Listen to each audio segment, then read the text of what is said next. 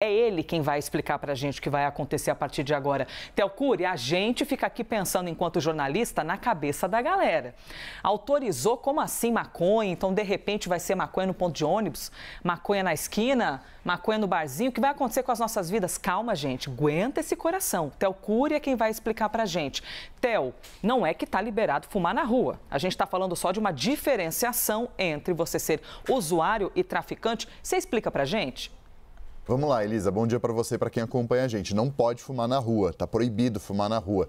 A compra, o consumo de maconha continua como está, ilegal. É contra a lei comprar maconha no Brasil e fumar maconha no Brasil. O Supremo não mudou isso, não liberou o uso, nem legalizou o uso e o consumo e a compra da maconha no Brasil. O que acontece agora é que o usuário não vai ser criminalizado se ele for flagrado pela polícia. A gente separou uma arte para ajudar a entender o que o Supremo Tribunal Federal já decidiu até agora nesse julgamento que se arrasta há 9 anos. O Supremo decidiu, então, o seguinte, que comprar, guardar, transportar ou portar a maconha não é mais crime no Brasil. Ou seja, o usuário ele não pode ser punido criminalmente pelo uso da maconha no Brasil. Ele não pode ser punido criminalmente, mas pode ser punido de maneira administrativa. Ou seja, quem for flagrado com a maconha não vai ser fichado pela polícia, não vai ser alvo de um inquérito policial, mas pode ser punido com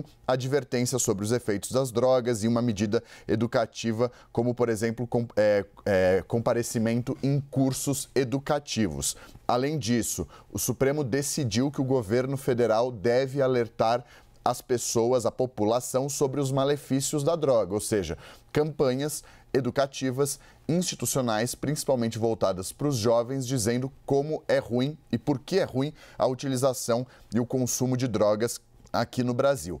E isso é muito importante, os ministros ainda vão decidir como que vai ficar a diferenciação entre quem é traficante de usuário, mas elementos poderão caracterizar o tráfico, ou seja, se o Supremo decidir que determinada quantia é o que vai diferenciar o traficante do usuário, para não correr o risco de um traficante se passar por usuário para burlar a lei, para driblar as autoridades, o Supremo decidiu que elementos que não somente a quantidade podem caracterizar o tráfico, como, por exemplo, se a pessoa for pega com uma balança de precisão, com muitos pacotes, ou, por exemplo, muitos saquinhos que é utilizado normalmente para comercialização, ou, por exemplo, com um caderno de anotações, essa pessoa pode ser enquadrada como traficante, apesar de a quantidade de drogas pega com ela ser menor e comparado a de um usuário.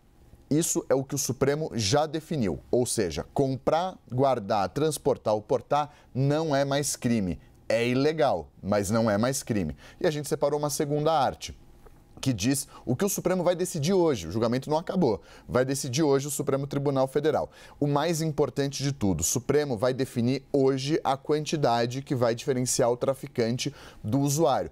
Há uma série de vertentes. Tem ministro que diz que tem que ser 25 gramas, tem ministro que diz que é 60 gramas que vai diferenciar os dois. Há uma tendência de que isso fique em torno de 40 gramas.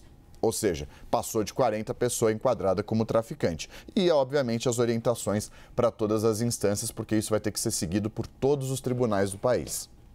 Explicando tudo sobre essa decisão do Supremo. E ainda aproveito e mais uma dúvida que eu tenho certeza que está na cabeça de alguém que está assistindo. Mas, Theo Cury, se não é crime e eu for pego, mas aí eu vou preso? Eu vou para a delegacia? Eu vou ter de fazer um boletim de ocorrência? Eu vou ser fichado? O que acontece com essa pessoa?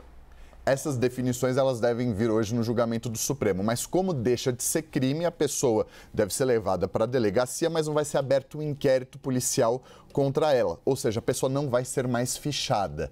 Ela vai responder administrativamente. Ou seja, é um ilícito, é ilegal, mas não é um ilícito criminal, é um ilícito administrativo. Então a pessoa não vai ser fichada, não vai responder a um processo no qual ela pode ser presa ou condenada. Mas a pessoa pode ser advertida sobre os malefícios do uso das drogas e pode ser obrigada a comparecer a cursos educacionais mostrando que a utilização e o consumo de drogas faz mal à saúde. Esse deve ser a consequência para a pessoa que for pega, flagrada, utilizando, consumindo maconha aqui no Brasil.